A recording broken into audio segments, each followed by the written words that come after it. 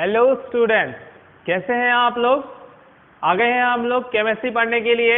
Chemistry में हम लोग बात कर रहे हैं सरफेस केमिस्ट्री की। तो चलिए अब हम बात करते हैं नेक्स्ट पॉइंट की। अब तक के हमने 3 या बोल सकते हैं हम लोग 4 टर्म के बारे में डिस्कस कर लिया है। जस्ट एक बार मैं उन चारों का नाम एक एक करके पूछता हूं आप लोग को या बताता हूं। सबसे पहले हम लोगों ने बात की है एब्जॉर्प्शन की। एब्जॉर्प्शन के बाद हमने बात की एडजॉर्प्शन। एडजॉर्प्शन के बाद हमने बात की सॉर्प्शन की।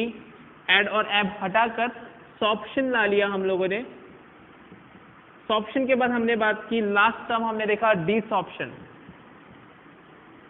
तो इन सभी टर्म में हम लोगों ने बात की अलग अलग टर्म्स की, जैसे कि एब्जॉर्प्शन में क्या था एग्जांपल, जब हम स्पंज को पानी में डाल दे तो वो स्पंज पूरा पानी एब्जॉर्ब कर लेता है। उस पूरे स्पंज के अंदर पानी यूनिफॉर्मली डिस्ट्रीब्यूट हो जाता है, इस वजह से हम लोग उसे एब्जॉर्प्शन कहते हैं।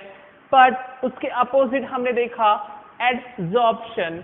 एडजॉर्प्शन का एग्जांपल हमने लिया था कि अगर हम मॉइस्चर में सिलिका जेल अगर हम रख दे, मॉइस्चर एयर में सिलिका जेल रख दे, तो मॉइस्चर सिलिका जेल के सरफेस पर एडजॉर्ब हो जाता है।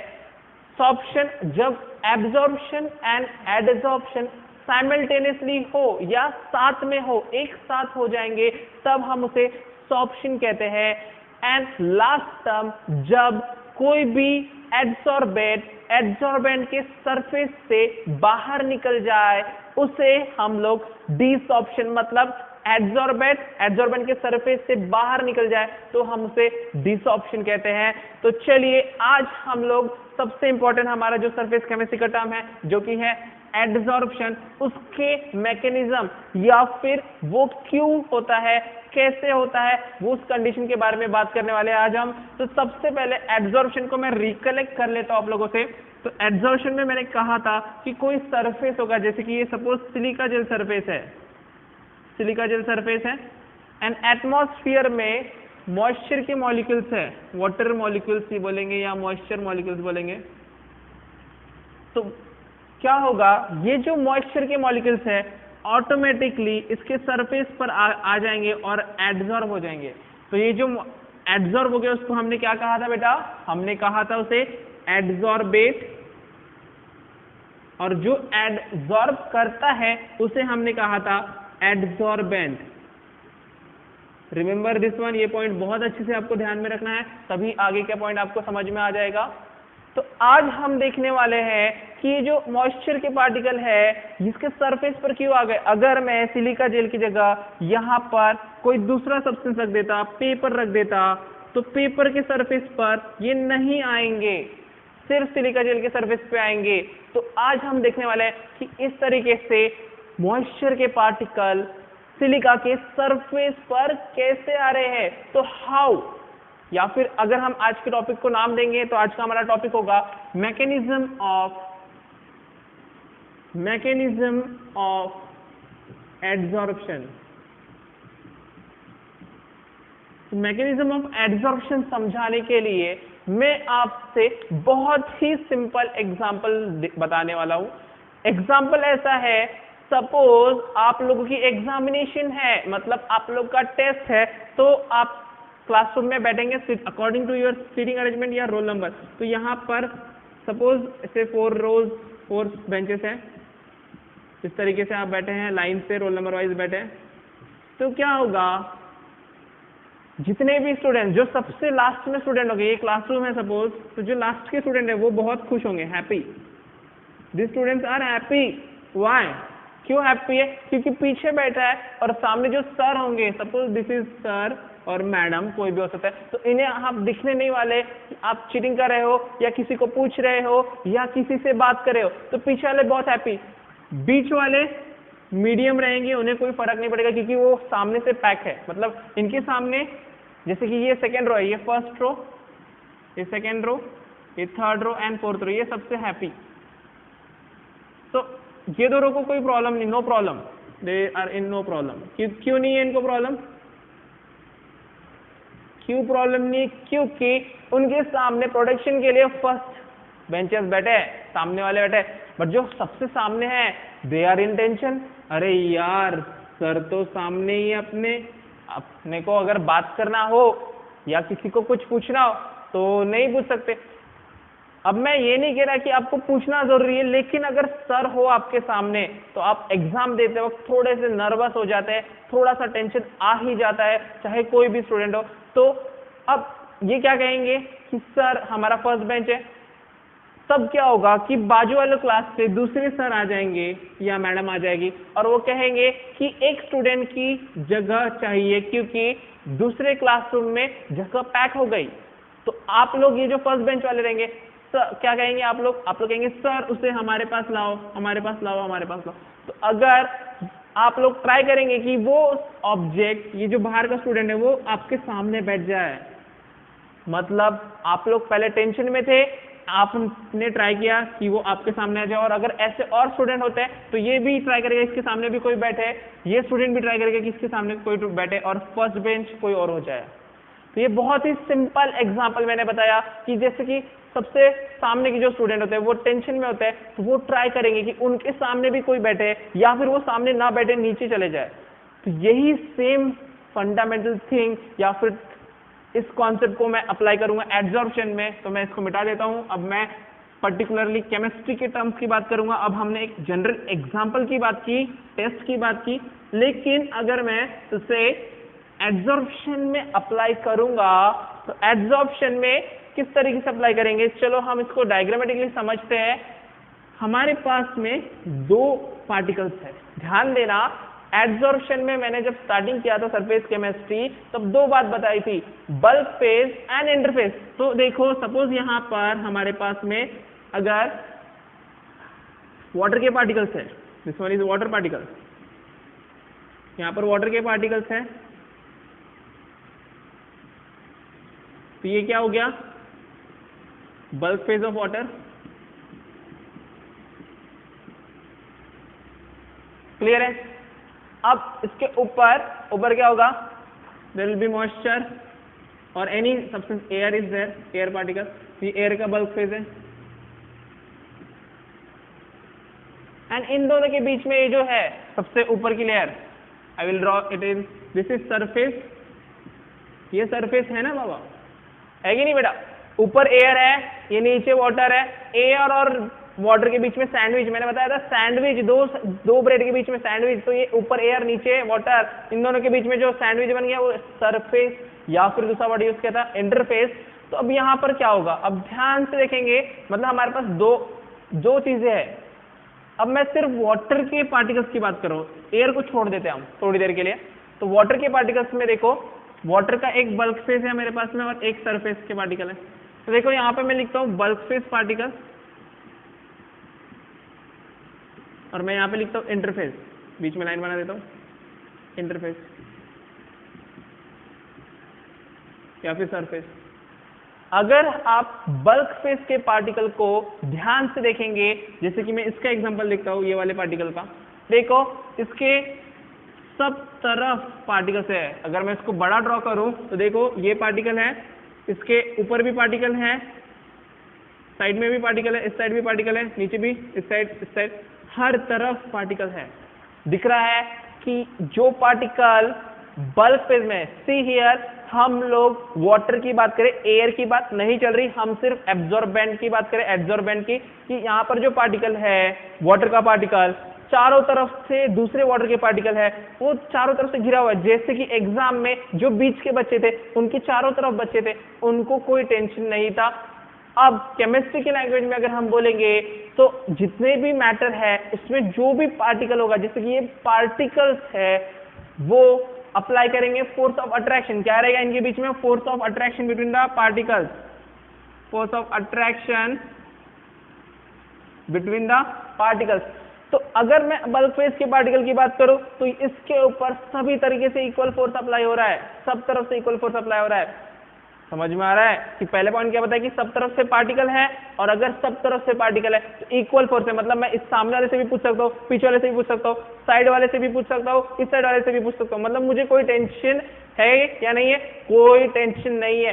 बट अगर मैं बात करूं सरफेस वाले सबसे ऊपर वाले पार्टिकल्स की, तो देखो ये पार्टिकल को इसके नीचे ही पार्टिकल्स है, ऊपर तो पार्टिकल नहीं है। मतलब अगर मैं यहाँ पे उस पार्टिकल को, इंटरफेस वाले पार्टिकल को ड्रॉ करूँ तो ये नीचे से अट्रैक्ट करेगा, इस साइड से अट्रैक्ट करेगा, इस साइड से अट्रैक्ट करेगा, राइट से अट्रैक्ट करेगा, लेफ्ट से अट्रैक्ट करेगा, तो ऊपर तो अट्रैक्ट करने वाला कोई नहीं है। तो इसका मतलब क्या हो गया, क्या हो गया बेटा कि उससे नेट फोर्स नीचे अप्लाई हो रहा है। अब नेट फोर्स मतलब सी हियर, यहाँ पर सारे तरफ से फोर्स अट्रैक्शन हो रहा था, तो अगर मैं यहाँ पे कहूँ कि इसके ऊपर ये F1 फोर्स है तो ये माइनस F1 हो जाएगा बेटा, उसके अपोजिट डायरेक्शन का।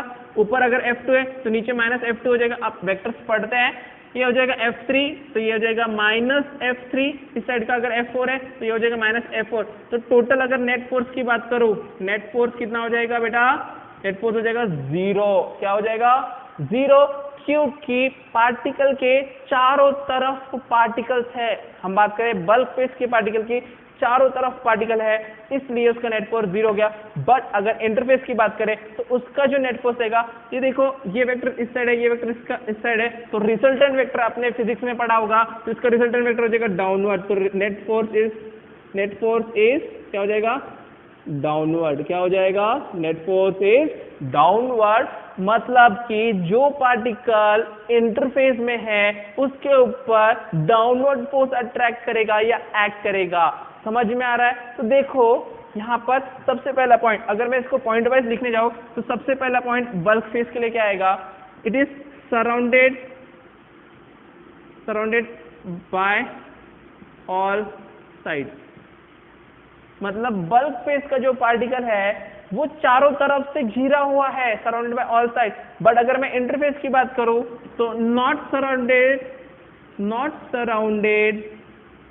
फ्रॉम टॉप, मतलब ऊपर से सराउंडेड नहीं है। समझ में आया क्यों नहीं है, देखो ऊपर का सरफेस में देखो नीचे सराउंड है बट ऊपर सराउंडेड नहीं है। देखो नीचे फोर्सेस है, ऊपर। अगर मैं फोर्सेस के बारे में बात करूं तो देखो यहाँ पर हमने लिखा है कि चारों तरफ फोर्स है, चारों तरफ फोर्स है मतलब इक्वल फोर्स है। मतलब राइट का बैलेंस हो गया लेफ्ट से, सामने का बैलेंस हो गया पीछे से, ऊपर का बैलेंस हो गया नीचे से। इसलिए क्या हो जाएगा, balance force is applicable here the force is balance force. But यहाँ पर देख रहे हैं आप नेट फोर्स नीचे की तरफ आ रहा है, तो उसे हम कहते हैं अनबैलेंस फोर्स। क्या कहते हैं हम उसे, अनबैलेंस फोर्स। अगेन उसको अगर हम फिजिक्स के टर्म में कहेंगे तो यहां पर आ जाएगा net force is 0 here. Net force is क्या हो गया, यहाँ पर नेट फोर्स इज डाउनवर्ड। क्या हो गया, नेट फोर्स इज डाउनवर्ड। याद रखना है कि इसका जो फोर्स ऑफ अट्रैक्शन है वो नीचे की तरफ है। ये एक बहुत बड़ा प्रॉब्लम हो गया। देखो वो पार्टिकल सामने वाला, जो अगर एग्जाम में आप सामने बैठे तो आप बहुत टेंशन में रहोगे, आपके सामने कोई नहीं है, सर एकदम दिख रहे हैं, तो टेंशन आ जाएगा। इसलिए सामने वाला पार्टिकल क्या करेगा, इसलिए क्या होता है कि ये जो पार्टिकल है, ये पार्टिकल ट्राई करेगा कि जो एयर के पार्टिकल्स है वो इसके पास आ जाए और उसको अट्रैक्ट कर लेगा, इसलिए एड्सॉर्प्शन होगा। लेकिन और उसमें कुछ पॉइंट हम ऐड कर देते हैं। अगर कोई ऑब्जेक्ट अनबैलेंस फोर्स, सॉरी यहाँ पर बल्क फोर्स में बैलेंस फोर्स है, तो उसकी एनर्जी के बारे में अगर हम बात करते हैं तो एनर्जी इज मिनिमम। तो मिनिमम एनर्जी मतलब जो पार्टिकल बल्क में है उसके पास कम से कम एनर्जी है, बट अगर वो सरफेस पर है तो उसके पास ज्यादा एनर्जी है, मैक्सिमम एनर्जी। किसकी बात चल रही है बेटा, यहाँ पर हम सिर्फ वाटर की बात कर रहे हैं, बाहर के पार्टिकल्स की बात नहीं कर रहे। हम सिर्फ बल्क, वाटर के बल्क फेस और वाटर के सरफेस की बात करें। जो पार्टिकल वाटर के बल्क में रहेगा उसकी एनर्जी ज्यादा रहेगी, जो सरफेस, उल्टा बोल दिया सॉरी, जो बल्क में रहेगा उसके पास मिनिमम एनर्जी रहेगी, जो सरफेस पर है उसके पास मैक्सिमम एनर्जी रहेगी। ये बात आपको ध्यान में रखना है। अगर हम इसकी बात करें, देखो तो ये पार्टिकल में मैक्सिमम एनर्जी मतलब सॉरी मिनिमम एनर्जी है और सरफेस के पार्टिकल मैक्सिमम है, तो मैक्सिमम एनर्जी वो कम करने की कोशिश करेगा। इसी वजह से मतलब टू रिड्यूस एनर्जी, इसी वजह से हमने कहा था कि एडसॉर्प्शन इज एक्सोथर्मिक। मतलब ये प्रोसेस में क्या होता है, एनर्जी रिलीज होती है, हम देखेंगे किस तरीके से वो रिलीज होगी। तो यहाँ पर ये पॉइंट आपको ध्यान में रखना है। सबसे पहला क्या बताया कि जो बल्क फेज है, बल्क फेज का जो पार्टिकल है वो चारों तरफ से दूसरे पार्टिकल से घिरा हुआ है, लेकिन सरफेस का पार्टिकल टॉप से खाली है, टॉप में उसके पार्टिकल नहीं है। दूसरा पॉइंट बताया कि बल्क फेज का जो पार्टिकल है उसके ऊपर बैलेंस फोर्स अप्लीकेबल है, बट सरफेस की जो पार्टिकल है उसके ऊपर अनबैलेंस फोर्स अप्लीकेबल है। वैसे ही नेट फोर्स बल्क पार्टिकल के लिए 0 हो जाएगा, सरफेस पार्टिकल के लिए नेट फोर्स टुवर्ड्स डाउनवर्ड हो गया, मतलब वो ऊपर से पार्टिकल खींचने की कोशिश करेगा, तभी तो एड्सॉर्प्शन पॉसिबल है, इसी पॉइंट की वजह से, नेट फोर्स की वजह से। समझ में आ गया। अगेन बल्क फेज के पार्टिकल के पास मिनिमम एनर्जी है और सरफेस पार्टिकल के पास मैक्सिमम एनर्जी है। तो मेरे ख्याल से ये सभी पॉइंट आपको अच्छे से समझ चुके होंगे। तो ये हुआ डिफरेंस। अब हमने एड्सॉर्प्शन समझा नहीं है, यहां पर मैंने आपको कहा कि सिर्फ बल्क फेज के पार्टिकल में क्या प्रॉब्लम है, प्रॉब्लम नहीं है, वो खुश है, बट सरफेस के पार्टिकल में प्रॉब्लम आ गया। अब वो प्रॉब्लम है, जब भी कभी कोई प्रॉब्लम होती है तो आप लोग क्या करते हो, रोते हो। रोना नहीं है, आपको प्रॉब्लम सॉल्व करना है। ये पार्टिकल जो सरफेस पर है रो नहीं रहे हैं, वो सॉल्व करें। प्रॉब्लम सॉल्व कैसे करेंगे, वो एयर के पार्टिकल को अपने पास खींच रहे हैं और जो नेट फोर्स डाउनवर्ड वाला था उसके ऊपर ये पार्टिकल आ गया, तो ये इसने इसको फोर्स अपवर्ड फोर्स दे दिया और ये दोनों कैंसिल होके बैलेंस हो जाएंगे। ये दोनों कैंसिल होके बैलेंस हो गए तो टेंशन ही खत्म हो गया। समझ में आ गया। तो अब मैं उसको बताता हूँ कि क्या हो रहा है एड्सॉर्प्शन में। तो आप इसको नोट डाउन कर लेंगे अच्छे से, right it down properly. Okay, अब हम बात करते हैं सिर्फ सरफेस के पार्टिकल की, कि सरफेस की पार्टिकल में बिफोर एड्सॉर्प्शन और आफ्टर एड्सॉर्प्शन क्या होगा। ओके, ओके और नॉट ओके। तो हियर सरफेस पार्टिकल, मतलब हम बात किसकी करें अभी, सरफेस पार्टिकल कौन सी दो कंडीशन पे बात करें, before adsorption, before adsorption, and हम बात करेंगे आफ्टर एड्सॉर्प्शन। तो बिफोर एड्सॉर्प्शन क्या होता है, आफ्टर एड्सॉर्प्शन क्या होता है। तो डायग्रामेटिकली अगर मैं बनाऊंगा तो यहां पर ये पार्टिकल है, इसके ऊपर नेट फोर्स डाउनवर्ड है। नेट फोर्स डाउनवर्ड बनाया क्यों, क्योंकि साइड के फोर्स तो कैंसिल हो जाएंगे, जैसे ये F1 है तो ये -F1 है, तो ऊपर के फोर्स तो कैंसिल हो रहे हैं, इसलिए मैं इनको नहीं ड्रॉ करता, सिर्फ डाउनवर्ड फोर्स ड्रॉ किया है। बट अगर इसने एड्सॉर्प्शन कर लिया तो इसके ऊपर एक और पार्टिकल रहेगा और नेट फोर्स कैंसिल हो जाएगा और इसके ऊपर बैलेंस रहेगा, no force will be applicable. तो सबसे पहला क्या था, अगर हम बात करें बिफोर एड्सॉर्प्शन के, तो इसमें आएगा अनबैलेंस फोर्स, अनबैलेंस फोर्स। अगर हम इसकी बात करें तो यहां पर पॉइंट आएगा एड्सॉर्प्शन हो गया, कोई नेट फोर्स नहीं लग रहा, जो नेट फोर्स नीचे था एड्सॉर्बेट के पार्टिकल ने उसको कैंसिल कर दिया, इसीलिए यहां पर आ जाएगा बैलेंस फोर्स। कौन सा फोर्स आ जाएगा, बैलेंस फोर्स। दूसरा पॉइंट, अगर हम एनर्जी की बात करें तो यहां पर पहले थी मैक्सिमम एनर्जी। रिमेंबर दैट जब एड्सॉर्प्शन नहीं हुआ था वो अनबैलेंस था, आप टेंशन में थे तो आपकी एक्साइटेड स्टेट आ जाती है, एक्साइटेड स्टेट में एनर्जी ज्यादा होती है, तो यहां पर मैक्सिमम एनर्जी, मैक्सिमम लिखने की जगह यहां पर मैं मोर एनर्जी लिखता हूं, क्योंकि मैक्सिमम नहीं होती वो बाकी पार्टिकल के कंपैरिजन में। इसके कंपैरिजन में अगर हम बात करें तो इसके पास क्या हो जाएगी, इस कंडीशन में क्या हो जाएगी, यही सेम पार्टिकल, देखो यही पार्टिकल है तो इसकी एनर्जी हो जाएगी लेस एनर्जी। क्या हो जाएगी, लेस एनर्जी। देखो सेम पार्टिकल है, यही पार्टिकल था, इसकी एनर्जी ज्यादा थी, एड्सॉर्प्शन होने के बाद कम हो गई। तो पहले एनर्जी ज्यादा थी, बाद में एनर्जी कम हो गई, इसका मतलब क्या रहेगा, थर्मोडायनेमिक्स में पढ़ा है आपने, एनर्जी चेंज। तो चेंज देखेंगे तो दैट विल बी माइनस, तो ये हो गया एक्सोथर्मिक प्रोसेस। क्यों एक्सोथर्मिक क्यों हो गया बेटा, क्योंकि पहले एनर्जी थी मेरे पास में, बाद में एनर्जी खत्म हो गई, इसका मतलब मेरी एनर्जी बाहर चली गई, एनर्जी बाहर चली गई, इसका मतलब होता है एक्सोथर्मिक प्रोसेस। हमने डिफरेंस में लिखा था एडजॉर्प्शन वर्सेस एब्जॉर्प्शन में कि adsorption is a exothermic process. That's why यहां पर मैंने कहा था आपको कि आने वाले लेक्चर में मैं बताऊंगा कि एडजॉर्प्शन एक्सोथर्मिक कैसे होगा। यहां पर बताया कि बिफोर एडजॉर्प्शन पार्टिकल में मोर एनर्जी है, मतलब ज्यादा एनर्जी है। आफ्टर एडजॉर्प्शन उसकी एनर्जी कम हो गई, मतलब उसने एनर्जी रिलीज की है। एनर्जी रिलीज करने का मतलब होता है प्रोसेस एक्सोथर्मिक है। क्लियर? इसी वजह से आपने केमिस्ट्री के टर्म में जब अपन एनर्जी कम ज्यादा बोलते तो क्या हो जाता है, पार्टिकल क्या हो जाता है, स्टेबल अनस्टेबल की बात आ जाती है। तो कौन सा वाला स्टेबल रहेगा, जिसके पास ज्यादा एनर्जी वो स्टेबल, या जिसके पास कम एनर्जी? तो जिसके पास ज्यादा एनर्जी रहती है वो रहता है अनस्टेबल, तो ये अनस्टेबल हो गया।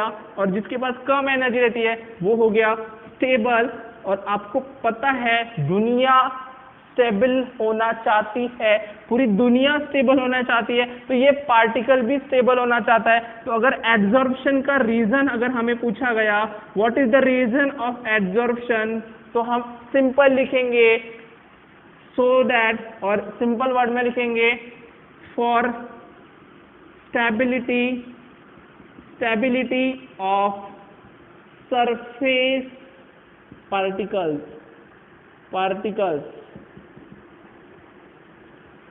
स्टेबिलिटी ऑफ सरफेस पार्टिकल मतलब एड्सॉर्प्शन होता क्यों है, ताकि सरफेस के पार्टिकल स्टेबल हो सके, और स्टेबल होंगे तब वो खुशी खुशी रह पाएंगे। जैसे आपके फर्स्ट बेंच के एग्जाम में आपके सामने कोई आके बैठ गया तो आप खुश हो जाएंगे और शांति से पेपर लिखेंगे। तो ये पॉइंट क्लियर हो गया। एड्सॉर्प्शन का मैकेनिज्म, सबसे पहले आपको मैंने बताया कि बल्क फेज के पार्टिकल की क्या प्रॉपर्टी होती है। चारों तरफ से उसके पार्टिकल्स होते हैं, चारों तरफ से उसके ऊपर इक्वल बैलेंस फोर्स अप्लीकेबल है। बट इसके अपोजिट सरफेस पार्टिकल में ऊपर के पार्ट में पार्टिकल्स नहीं होते, सिर्फ नीचे होते, इसलिए उसका फोर्स डाउनवर्ड होता है, इसलिए वो अनस्टेबल होता है। तो उस अनबैलेंस फोर्स को बैलेंस करने के लिए एड्सॉर्प्शन होगा, वो बाहर से पार्टिकल अपने पास खींचेगा और वो फोर्स बैलेंस हो जाएगा। पहले इसके पास एनर्जी ज्यादा थी, सरफेस पार्टिकल की बात कर रहे हैं, सरफेस पार्टिकल के पास एनर्जी ज्यादा थी, बाद में लेस हो जाएगी, तो लेस होने के लिए उसको एनर्जी रिलीज करना पड़ेगा, इसलिए एड्सॉर्प्शन इज एक्सोथर्मिक। अगेन पहले वो पार्टिकल अनस्टेबल था, बाद में वो स्टेबल हो जाएगा। इसीलिए अगर पूछा गया कि what is the reason of adsorption, for the stability of surface particle. तो यहां तक आपको बहुत अच्छे से समझ गया होगा। तो this one is about mechanism of adsorption.